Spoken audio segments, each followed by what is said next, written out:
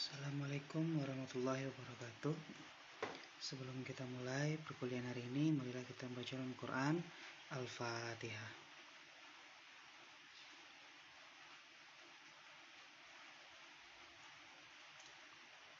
Pertemuan kita hari ini, kita sudah masuk ke materi tentang ERP, Enterprise Resource Planning.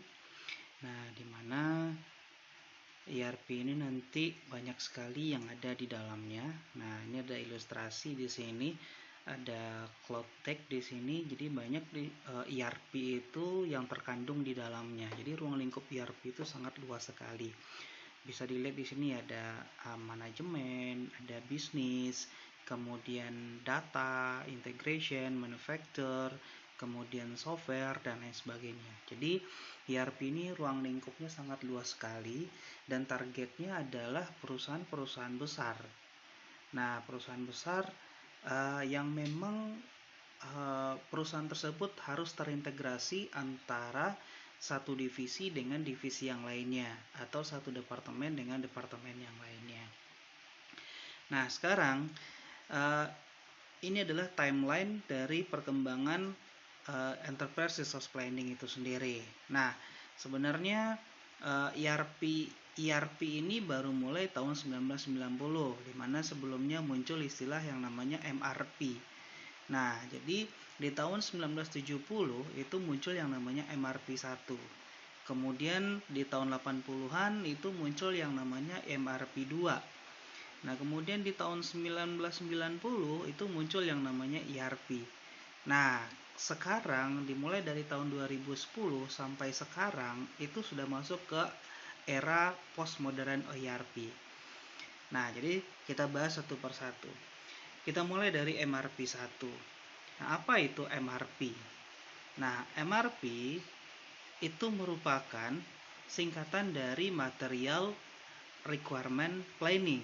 Nah, jadi MRP 1 itu bicara tentang Material Requirement Planning, di mana MRP ini adalah rencana produksi untuk sejumlah produk jadi dengan menggunakan tenggang waktu, sehingga dapat ditentukan kapan dan berapa banyak produk yang akan diproduksi setelah adanya pesanan yang masuk ke perusahaan tersebut. Nah, targetnya kalau kita bicara material, berarti kita bicara yang namanya bahan baku. Nah, jadi di sini MRP 1 kita bicara bagaimana memanajemen yang namanya material atau bahan baku. Nah, targetnya adalah perusahaan-perusahaan yang mempunyai produksi, divisi produksi di dalam perusahaan tersebut. Nah, kalau kita lihat contoh di Kota Padang, yaitu skalanya lebih seperti ke semen Padang. Nah, jadi di MRP 1 tahun 1970-an, nah itu sudah ada proses untuk perencanaan produksi. Nah, di mana nanti produk jadinya itu menggunakan tenggang waktu. Nah, ini yang disebut dengan Material Requirement Planning atau istilahnya adalah MRP 1. Nah, kemudian tujuan dari MRP 1 ini apa? Nah, yang pertama adalah itu mengurangi jumlah persediaan. Nah, tujuannya adalah biar nanti produksi kan dilakukan oleh perusahaan itu terus-menerus. Nah, di mana nanti perusahaan tersebut akan mempunyai persediaan yang sangat banyak tanpa adanya distribusi dari produk yang sudah diproduksi tadi. Nah, makanya di sini dilihat dari bahan baku yang masuk itu kira-kira persediaannya itu harus ada berapa. Nah, jadi kita di sini biar tujuannya adalah perusahaan tersebut tidak memiliki penumpukan produk-produk yang selesai diproduksi. Nah, kemudian yang kedua, mengurangi waktu tenggang produksi dan pengiriman pelanggan. Nah, mengurangi tenggang produksi. Nah, jadi tujuannya adalah nanti produksi ini tidak memakan waktu yang lama, mulai dari proses dari bahan baku, kemudian proses produksi sampai barang ini atau produk ini sampai ke customer atau pelanggan nantinya. Nah, kemudian yang ketiga, adanya komitmen pengiriman yang realistis kepada pelanggan. Nah, jadi pelanggan di sini bisa saja ada distributor misalnya, atau mungkin langsung ke customer akhir biasa misalnya. Nah, nanti adanya komitmen pengiriman, artinya barang-barang yang ini itu proses pengirimannya jelas. Mulai setiap periodenya itu pengirimannya pasti. Baik itu waktunya, jumlahnya, kemudian banyaknya dan lain sebagainya. Nah, kemudian terakhir itu meningkatkan efisiensi operasi. Jadi dengan adanya MRP ini, itu bagaimana operasi-operasi yang dilakukan di bidang produksi itu bisa lebih efisien. Karena kita sudah tahu nih dengan bahan baku sebanyak ini, kira-kira produksi kita harus berapa jumlahnya. Dan produksi kita itu harus berapa lamanya kita melakukan produksi tersebut. Nah, ini sudah muncul di MRP 1 di tahun 1970-an. Nah, kemudian di tahun 1980-an muncul yang namanya MRP 2. Nah, MRP 2, MRP itu singkatan dari apa? Itu sudah bicara tentang Manufacturing Resource Planning. Artinya kalau kita bicara manufaktur, berarti kita bicara proses produksinya. Nah, jadi MRP 2 merupakan suatu sistem informasi manufaktur formal dan eksplisit yang mengintegrasikan fungsi-fungsi utama dalam industri manufaktur, seperti adanya bagian-bagian keuangan, kemudian bagian pemasaran, dan bagian produksi. Nah, jadi di sini selain produksi, itu bagaimana nanti pemasaran yang dilakukan dari proses hasil produksi ini sampai ke keuangannya. Nah, itu sudah bicara di MRP 2. Nah, kemudian di tahun 1990-an muncul yang namanya ERP. Nah, ERP merupakan singkatan dari Enterprise Resource Planning. Nah, di mana nanti kalau kita bicara enterprise, berarti kita bicara perusahaan besar. Nah, di mana nanti di perusahaan besar tersebut ya pasti ada yang namanya marketingnya, finance-nya, kemudian ada proses integration di dalamnya, kemudian ada CRM mungkin, kemudian ada SCM juga, kemudian ada bisnis, software, dan lain sebagainya. Nah, ini beberapa istilah-istilah yang familiar sebenarnya di dalam ERP. Nah, jadi apa itu sebenarnya ERP? Nah, di sini saya kasih seperti ini saja. Nah, ERP itu singkatan dari Enterprise Resource Planning. Enterprise itu berarti kita bicara bisnis. Berarti kalau kita bicara bisnis, kita bicara perusahaan. Perusahaan yang mana?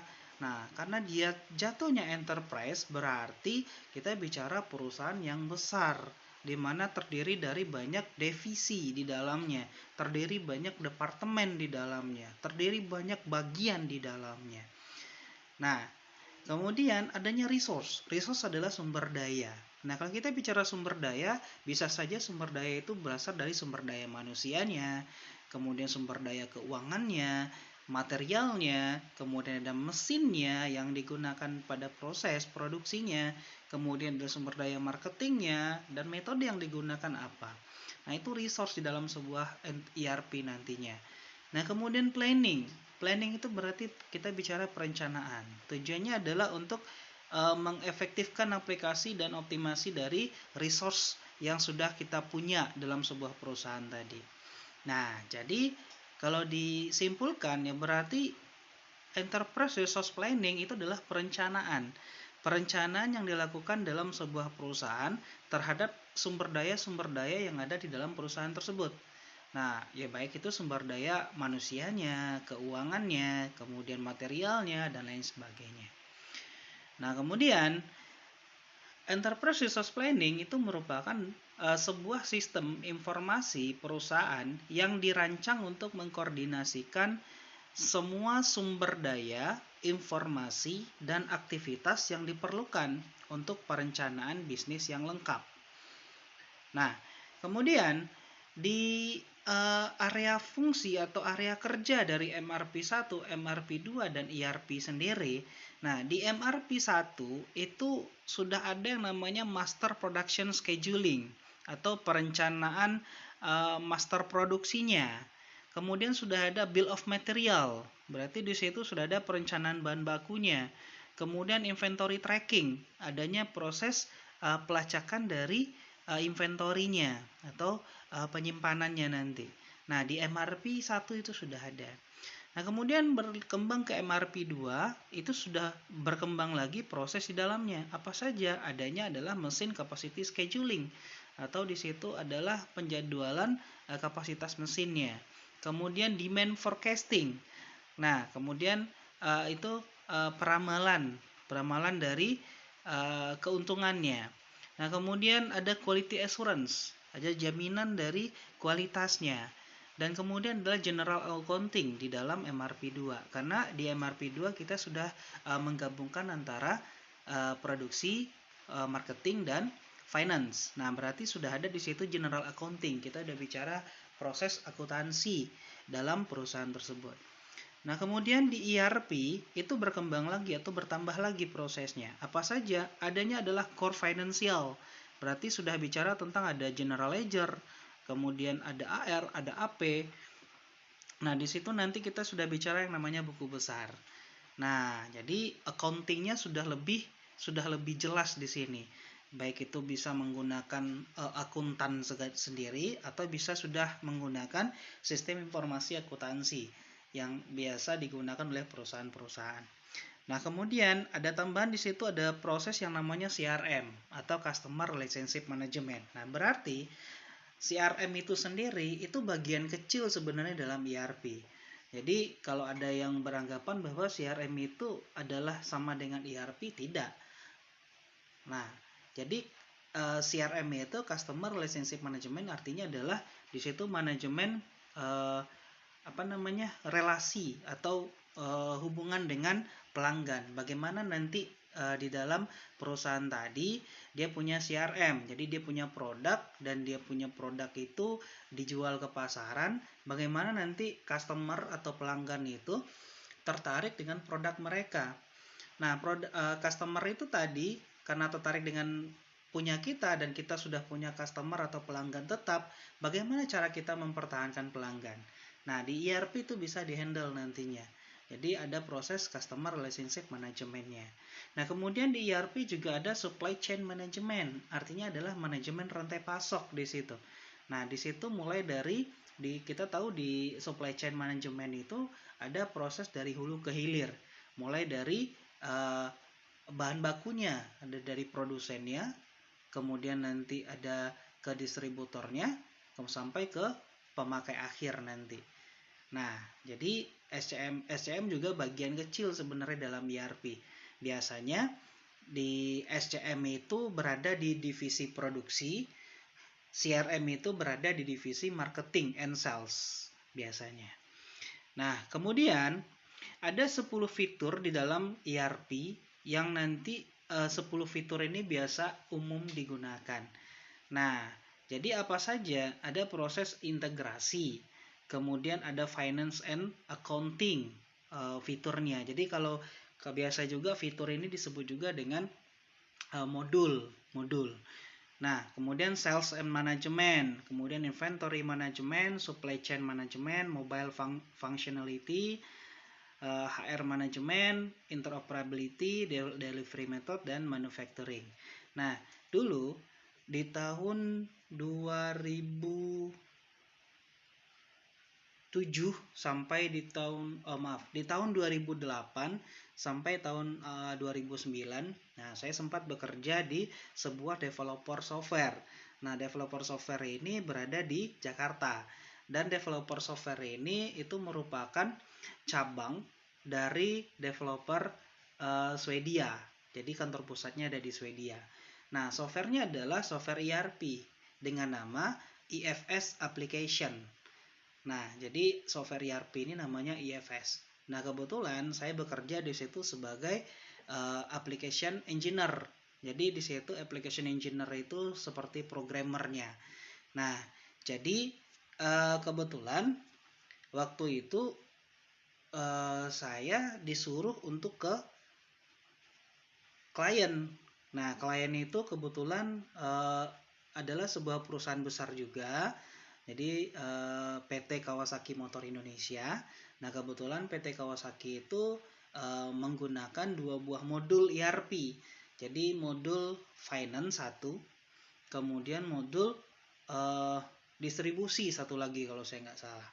Nah, kebetulan saya diberikan kepercayaan oleh kantor itu untuk memegang distribusi. Nah, jadi sebenarnya distribusi itu juga bagian di dalam modul di dalam ERP itu sendiri. Nah, kebetulan finance bukan saya yang pegang. Nah, jadi di distribusi sendiri itu sangat besar sekali. Jadi hubungan distribusi itu ya bisa ke marketingnya, bisa ke salesnya, kemudian ke finance juga, kemudian ke produksi juga. Nah, banyak. Jadi gimana nanti ERP itu bisa menjadi media di dalam sebuah perusahaan yang menghubungkan antara satu divisi dengan divisi yang lainnya. Nah, jadi biasanya perusahaan-perusahaan besar itu sudah menggunakan aplikasi atau software sebagai operasional di dalam perusahaannya itu mengarah ke ERP. Nah, karena memang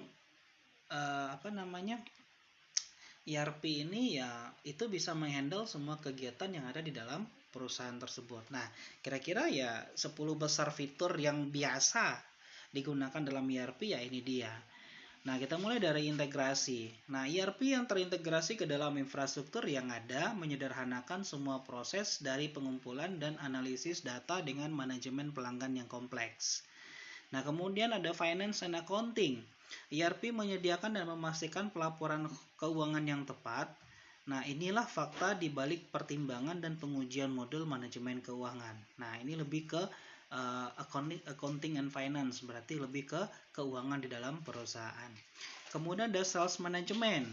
ERP dan manajemen penjualan itu bekerja sama untuk mempercepat siklus manajemen penjualan dan dapat membuat perusahaan mendapatkan lebih banyak keuntungan. Nah, jadi ini adalah bagian penjualan. Jadi targetnya sebenarnya adalah ERP lebih cocok diterapkan di perusahaan yang di dalamnya itu ada proses produksinya. Karena kalau ada proses produksi dalam sebuah perusahaan, berarti mulai dari bahan baku masuk sampai barang jadi keluar, kemudian barang jadi itu dipasarkan, sampai barang jadi itu dijual, sampai ke konsumen akhir nanti barang jadi itu. Nah, itu kan kelihatan nanti prosesnya. Jadi makanya nanti kalau seandainya melakukan penelitian yang berhubungan dengan ERP, ya berarti syaratnya adalah perusahaannya perusahaan besar yang harus dicari. Nah, kemudian ada yang namanya inventory management. Jadi ERP akan membantu bisnis untuk mengelola rekam jejak persyaratan pelanggan untuk memfungsikan inventaris mereka. Jadi ada yang proses inventarisasi dalam perusahaan tersebut. Nah, kemudian supply chain management, ERP membantu dalam semua proses rantai pasok, mulai dari perencanaan hingga perencanaan, dan pengadaan hingga pembuatan dan juga pemenuhan. Nah, jadi disinilah nanti supply chain management ini akan berguna karena pada saat produksi dilakukan bisa saja bahan bakunya itu bisa habis. Nah, proses manajemen bahan baku inilah yang diperlukan dalam sebuah perusahaan. Makanya jelas, jadi kalau seandainya kita sudah punya supplier tetap misalnya, nah ternyata di supplier tetap itu tidak terpenuhi produk atau bahan baku yang kita minta, yang perusahaan minta. Nah, jadi disinilah kita bisa gunakan proses SCM untuk mencari supplier yang lain misalnya, kemudian bekerja sama dengan supplier yang lain agar bahan baku untuk produksi kita tidak terhenti. Karena dalam sebuah perusahaan apabila produksi terhenti itu akan sangat merugikan perusahaan, karena di situ akan kelihatan nanti kerugian yang dialami perusahaan mulai dari tidak adanya pemasukan sampai nanti biaya produksi yang besar dikeluarkan, ternyata produk yang dihasilkan ada pending produksinya. Nah, ini yang jadi masalah nantinya. Kemudian mobile functionality. Nah, ERP memiliki fungsionalitas mobile yang memungkinkan pekerja mengakses program perangkat lunak yang terhubung ke ERP. Nah, jadi ERP itu sekarang dibuat sudah terintegrasi, tidak hanya melalui layar desktop saja, tapi juga sudah melalui mobile. Jadi pembuat atau pengembang software ERP itu sudah memiliki mobile functionality ini. Artinya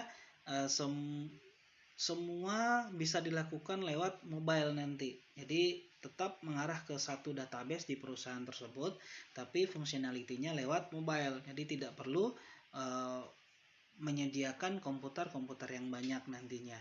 Dan bisa juga nanti manajer ataupun direktur dari perusahaan itu bisa melihat lewat mobile juga bagaimana perkembangan di dalam perusahaan mereka.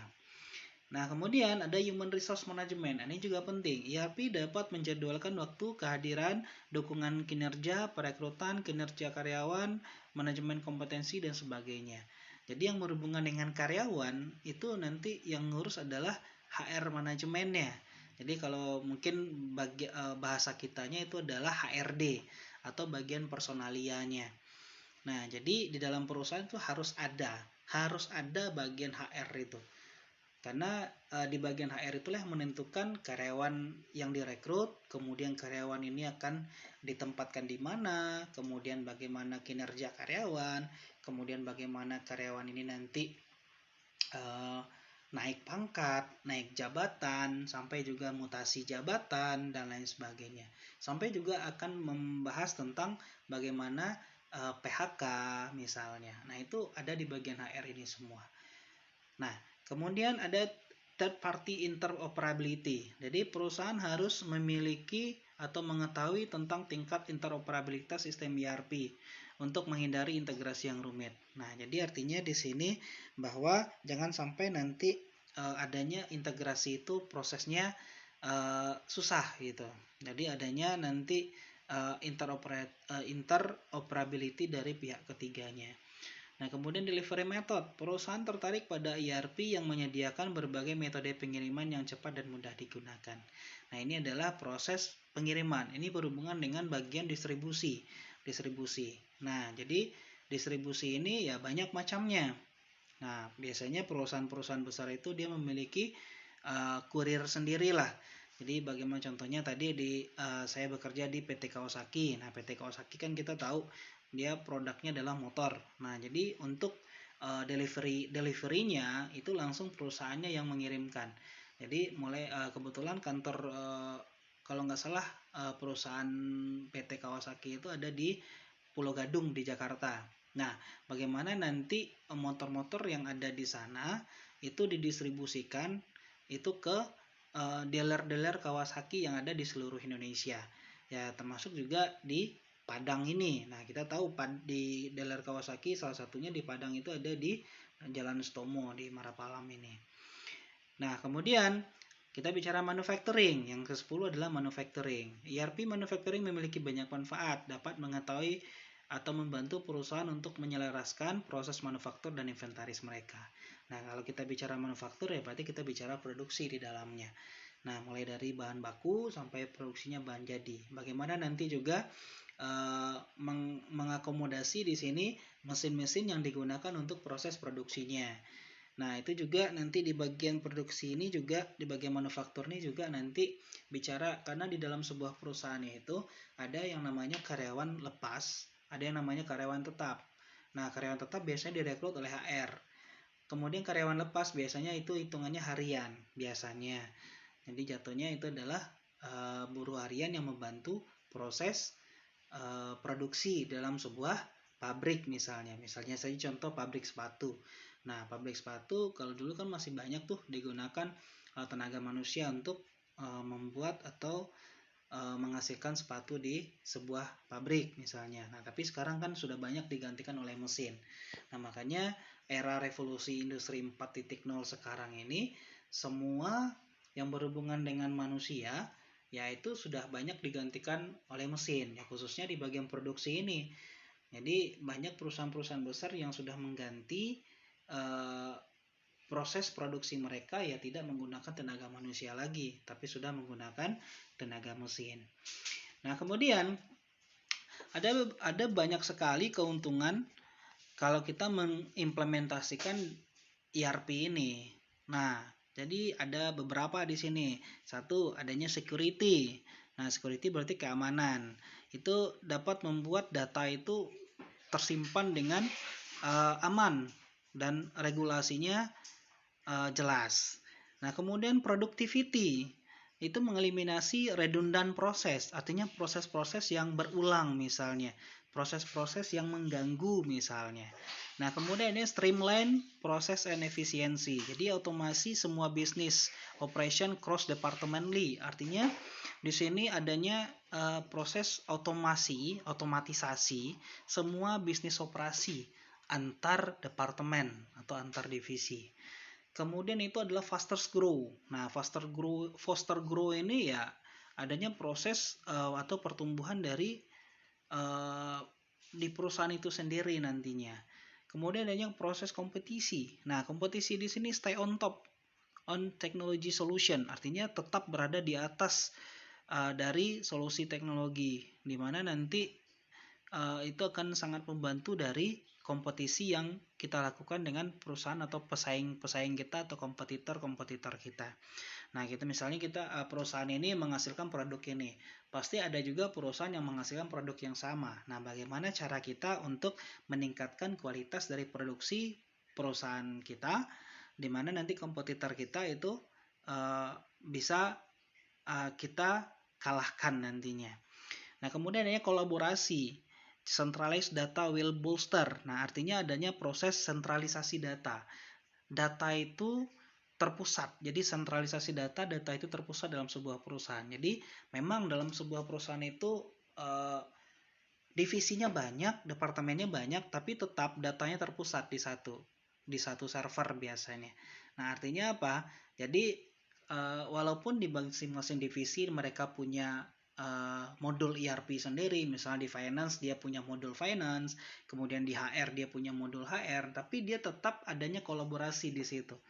Nah, karena perekrutan itu bagian HR, berarti kita bicara karyawan. Nah, setelah diterima, karyawan itu bekerja tetap berada di bawah HR, tapi penggajian mereka apakah HR? Tidak, penggajian mereka itu ya dari finance nantinya.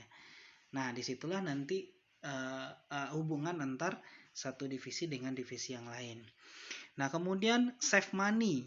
Save money itu artinya ya itu tidak save money itu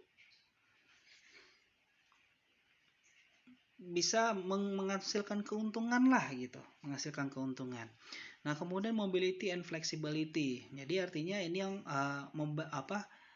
functionalitas mobile tadi. Nah, functionality mobile tadi. Jadi bisa work from home, bisa bekerja dari rumah. Jadi pimpinan-pimpinan perusahaan nanti baik itu manajer, direktur atau yang lainnya itu mereka bisa ngecek proses semua kegiatan yang ada di perusahaan mereka, walaupun tidak harus langsung datang ke perusahaan tersebut. Nah, kemudian integrated information. Jadi all customer and financial data housed in one location. Artinya ya berada di satu lokasi. Semua data customer, data konsumen, dan data keuangan nantinya. Kemudian customer service. Customer service ya adanya access to customer information and history. Jadi adanya akses ke informasi pelanggan dan histori pelanggan. Nah, artinya di situ apa saja yang dilakukan oleh pelanggan-pelanggan ini selama mereka berhubungan dengan perusahaan tersebut. Kemudian adanya forecasting and reporting, artinya peramalan dan pelaporan nantinya. Adanya peramalan bagaimana nanti produk yang mereka hasilkan itu ke depannya itu bisa terjual atau menghasilkan keuntungan, dan juga adanya reporting atau pelaporan dari hasil penjualan yang dilakukan. Nah, kemudian ini ada karakteristik of ERP. Jadi ada beberapa karakteristik ERP nanti. Ada yang di situ integration. Itu di integration itu ada share database, process, and divisi nantinya. Kemudian modularity itu configure and component based solution. Adanya konfigurasi dan solusi berbasis komponen nanti. Kemudian subsequent modification are possible. Jadi kemungkinan untuk subsequent modifikasi. Kemudian standardization yaitu assumption about standard test and procedure process. Adanya situ asumsi tentang pekerjaan standarnya, kemudian adanya proses prosedur prosesnya. Kemudian reference process mapping is possible, adanya kemungkinan untuk proses mappingnya, nah proses pemetaannya. Kemudian realization through modularity, adanya modularitas dari realisasi yang dilakukan. Nah, kemudian ada automation. Jadi karakter keempat ada automation, itu automation through standardized procedure. Jadi adanya SOP lah istilahnya, standard operation procedure-nya. Nah, kemudian fully and or partly automated. Jadi biasanya juga ada otomatisasi yang penuh dan otomatisasi yang sebagian. Kemudian realization through workflow, adanya aliran kerja yang direalisasikan. Nah, jadi ini adalah karakteristik yang ada di dalam ERP. Nah, mungkin itu saja pertemuan hari ini. Kita akan lanjutkan lagi di pertemuan selanjutnya. Mudah-mudahan bisa dipahami dan dipelajari. Kita akhiri pertemuan ini dengan bacaan Al-Quran. Al-Fatihah.